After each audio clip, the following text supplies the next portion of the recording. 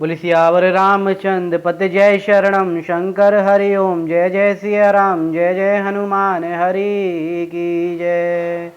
मंगल भवन अमंगल हारी द्रबहु सुदशरथ अजर बिहारी। दीन दयाल विरज संभारी हरउनाथ मम संकट भारी। राम सिया राम जय जय राम। राम जय जय राम सिया राम जय जय राम।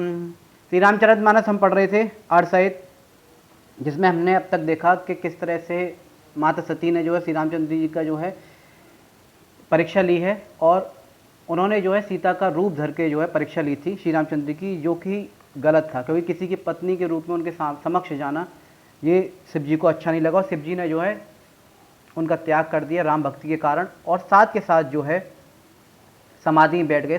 जब शिव जी समाधि से उठते हैं तो पार्वती जी को कई तरह की कथाएं सुनाते हैं ताकि उनका जो है मन जो वहाँ से हट जाए, लेकिन फिर वो जो है अपने पिताजी के यहाँ यज्ञ में जाने की कहती हैं, जो कि उनके राजा दक्ष थे, उनके पिता दक्ष थे, उन्होंने उन्हें जो है न्योता नहीं भेजा था। उसके बाद भी वो जिद करती है। इसी को आगे पढ़ते हुए हम चलेंगे।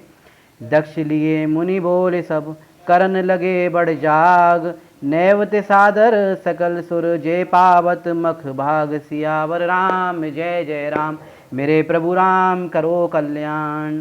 तो आज हम सती का दक्ष यज्ञ में जाना ये देखेंगे। तब दक्ष सब मुनियों को बुलाकर बड़ा यज्ञ करने लगे। दक्ष ने सब देवताओं को आदर सहित निमंत्रित किया जो यज्ञ का भाग पाते हैं। एक तरफ तो भगवान शिव ने जो है सती को त्याग दिया है। क्यों? क्योंकि जो श्री रामचंद्र जी के पास जो है सीता बनकर उनके पत्नी के रूप में गई थी, और दूसरी तरफ जो है बिना बुलाए जो है माता सती जो जिद कर रही हैं शिव जी से कि मुझे अपने पिताजी के यहाँ जाना है क्योंकि यज्ञ है। किन्नर नाग सिद्ध गंधर्वा वधुन समेत चले सुर सर्वा। विष्णु विरंची महेश विहाई चले सकल सुर जान बनाई। दक्ष का निमंत्रण पाकर विष्णु, ब्रह्मा और महादेव, विष्णु जी पहुंचते हैं, ब्रह्मा जी पहुंचते हैं, और महादेव जी को छोड़कर सभी देवता किन्नर नाग सिद्ध गंधर्व अपनी अपनी पत्नियों सहित अपना अपना विमान सजाकर चलने लगे, क्योंकि दक्ष को जो है प्रजापति बना दिया गया है ब्रह्मा जी द्वारा, और जो है उन्हें एक घमंड आ गया है। वैसे वो सती और शिव जी की शादी से जो नाराज थे, और इसके उपलक्ष्य में जो है अपने दामाद जनिक शिव जी को उन्होंने न्योता नहीं दिया है। सती बिलो के व्योम विमाना जात चले सुंदर विधिनाना।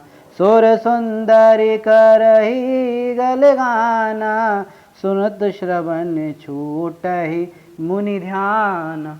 सती ने देखा अनेक सुंदर विमान आकाश में चले जा रहे हैं। सती की नज़र कैलाश से ऊपर आसमान में पड़ी, और उन्होंने देखा कि सभी देवी देवतागण अपने अपने विमान पर, सुंदर विमानों पर चले जा रहे हैं। देव सुंदरियां मधुर गान कर रही हैं, जिन्हें सुनकर मुनियों का ध्यान छूट जाता है। पूछऊ तब शिव कयऊ बखानी पिता यज्ञ सुनि कछु हर्षानि। चो महेश मोहि आय सुदेहि कछु दिन जाए रहो मुसरेहि। सती ने विमानों को में देवताओं को जाते हुए देखकर उनका कारण पूछा। तब शिव जी ने सब बातें बताईं। पिता के यज्ञ की बात सुनकर सती कुछ प्रसन्न हुई और सोचने लगी कि यदि महादेव जी मुझे भी आज्ञा दे दें तो इसी बहाने कुछ दिन पिता के घर जाकर रहूं। परित्याग हृदय दुख भारी कई न निज अपराध विचारी। बोली सती मनोहर वाणी भय संकोच प्रेम रस सानी। उनके हृदय में पति द्वारा त्यागे जाने का एक तो बहुत दुख था, वैसे ही जो शिव जी ने उन्हें त्याग दिया था, ये तो उनका ही उन्हें बहुत दुख था। दूसरा, पर अपना अपराध समझकर वे कुछ कहती न थी। आखिर भय संकोच और प्रेम में रस में सनी मनोहर वाणी से बोली, अब प्रेम पूर्वक शिव जी से बोली। पिता भवन उत्सव परम जो प्रभु आय सुहोय। तो मैं जाऊं कृपायतन सादर देखन सोई। सियावर राम जय जय राम मेरे प्रभु राम करो कल्याण। हे प्रभु, हे पति परमेश्वर, मेरे पिता के घर बहुत बड़ा उत्सव हो रहा है। यदि आपकी आज्ञा हो तो मैं आदर सहित उसे देखने जाऊं। कयो नीक मोर मन भावा, ये अनुचित नहीं नेवत पठाबा। दक्ष सकल निज सुता बुलाई, हमरे बयर तुम बसराई। शिव जी बोले तुम्हारी बात तो ठीक है पार्वती। अब गोस्वामी तुलसीदास जी आगे लिखते हैं, शिव जी बोलते हैं तुम्हारी बात तो ठीक है और मुझे पसंद भी आई, किंतु आपके पिताजी ने उन्होंने हमें निमंत्रण नहीं भेजा है, अतः इस प्रकार बिना बुलाए जाना अनुचित है। इस अवसर पर दक्ष ने अपनी सब पुत्रियों को बुलाया है, सभी देवता गणों को बुलाया है, किंतु हमसे वैर होने के कारण उन्होंने तुम्हें नहीं बुलावा भेजा है। ब्रह्म सभा हम सन दुख माना, तैते अजो करे अपमाना। जो बिन बोले जाहु भवानी, रहे न सीलु स्नेह न कानी। अब भगवान शिव स्वयं समझा रहे हैं, उसके बाद भी जो माता सती नहीं समझेंगी। देखिए, एक बार ब्रह्मा जी की सभा में हमसे अप्रसन्न हो गए थे आपके पिताजी। वे अब भी हमारा अपमान करते हैं, जब भी हम उन्हें मिलते हैं कहीं भी तब वो हमारा अपमान करते हैं। हे पार्वती, यदि तुम बिना बुलाए जाओगी तो ना शील मिलेगा, न स्नेह रहेगा और ना मान और मर्यादा मिलेगा तुम्हें। यद्यपि मित्र प्रभु पितु गुर गेहा, जाए बिने बोले न संदेहा। तद्यपि विरोध मान जय कोई, तहा गए कल्याणु ना होई। यद्यपि मित्र, स्वामी, पिता और गुरु के घर। अब गोस्वामी तुलसीदास जी कह रहे हैं और रामचरितमानस में लिखा है उन्होंने कि शिव जी पार्वती जी को समझा रहे हैं, सती जी को समझा रहे हैं कि मित्र के घर, स्वामी के घर, पिता के घर और गुरु के घर बिना बुलाए भी चले जाना चाहिए। लेकिन यदि ऐसी जगह कोई विरोध हो या कोई उत्सव हो तो ऐसी जगह बिना बुलाए जाना ठीक नहीं है, आपकी अपनी मान मर्यादा जाती है। भांति अनेक शंभु समझाभा, भाभी बस न ज्ञान और आभा। कह प्रभु जाओ न जो बिन बोले, नहीं भली बात हमारे भाई। गोस्वामी तुलसीदास जी आगे कहते हैं, कह प्रभु जाहु न बिन ही बुलाए, नहीं भली बात हमारे भाई। शिव जी ने अनेक प्रकार से सती को समझाया, पर सती के मन में ज्ञान नहीं हुआ। इसी तरह से वो पहले नहीं मानी थी सती जी शिव जी की बात। जब उन्होंने कहा था परीक्षा लेने जा रही हो तो एक मर्यादा में जाना कि श्री रामचंद्र जी मर्यादा पुरुषोत्तम राम हैं, लेकिन वो फिर भी उनकी पत्नी के रूप में वहाँ गई और जो है उन्होंने उन्हें माता कहकर बुलाया। तभी जो शिव जी ने उनका त्याग कर दिया था। फिर शिव जी के दोबारा समझाने पर भी सती नहीं समझ रही हैं। फिर शिव जी ने कहा कि यदि बिना बुलाए जाओगी तो हम जो है इसे अच्छी बात नहीं मानेंगे। बहुत तरह से समझा रहे हैं। आजकल ऐसा होता है कि बिना बुलाए आपको कहीं नहीं जाना चाहिए। वैसे तो 4 भगवान तुलसीदास जी, गोस्वामी तुलसीदास जी ने लिखी है, भगवान शिव की वाणी है कि 4 जगह बिना बुलाए चले जाना चाहिए। लेकिन एक पत्नी को अपने पति की मर्यादा को देखना चाहिए, उनके मान सम्मान को देखना चाहिए कि जब बुलावा नहीं आया है तो नहीं जाना चाहिए। अक्सर ऐसा होता है, सामने वाला बुलाना भी नहीं चाह रहा, फिर भी जो है एक लड़की अपने घर पे बार-बार फ़ोन करके कहती है कि इनसे कह दो ये मुझे लेके आ जाएंगे, जबकि ये चीज़ गलत है। उन्हें खुद बोलना चाहिए। एक मान मर्यादा, एक सम्मान जो है पति का जो है वो पत्नी के हाथ में होता है। तो वहीं शिव जी सती को समझा रहे हैं और ये चीज़ आपको भी ध्यान में रखनी चाहिए कि बिना बुलाए जाना, चले जाइए, वो आपका स्वागत करेंगे, लेकिन अंदर ही अंदर वो कहेंगे देखो बिना बुलाए आ गई, हमने बुलाया भी नहीं था फिर भी आ गई। तो इस तरह से इस चीज़ को आप याद रखिए। श्री रामचरितमानस से बहुत कुछ चीज़ें हम सीखने को मिलते हैं, सिर्फ पढ़ने के लिए नहीं है रामचरितमानस। इससे बहुत कुछ चीज़ आप सीख सकते हैं। अपने मन में ढालिए, इस चीज़ को अपने दिलों में ढालिए और श्री रामचंद्र जी का गुणगान करते जाइए। तो गोस्वामी तुलसीदास जी आगे लिखते हैं, कहीं देखा हर जतन बहु, रहे न दक्ष कुमार। दिए मुख्य गण संग तब, विदा कीन त्रिपुरारि। सियावर राम जय जय राम, मेरे प्रभु राम करो कल्याण। शिव जी के अनेक प्रकार से कहकर देख लिया, बहुत तरह से समझाए, स्वयं शिव जी समझा रहे हैं। हम आम मनुष्य की तो क्या कहनी, स्वयं शिव जी सती को समझा रहे हैं। किंतु जब सती किसी प्रकार भी नहीं रुकी तब महादेव जी ने अपने मुख्य गणों को उनके साथ भेजा, उन्हें विदा कर दिया। साथ के साथ शिव जी ने उन्हें बहुत तरह समझाया, कहा कि हो सकता है आपके साथ कुछ गलत हो जाए। तब माता सती उल्टा कसम उन्हें दे के चली गई कि अगर मेरे साथ कुछ गलत हो तो आप सब कुछ गलत होने के बाद ही आइएगा। तब जो है भगवान शिव ने अपने कुछ गण जो उनके साथ भेजे।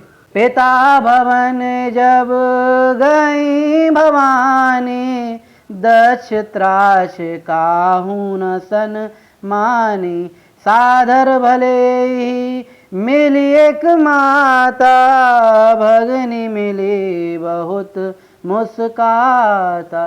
सती जब पिता दक्ष के घर पहुंची तब दक्ष ने भय से किसी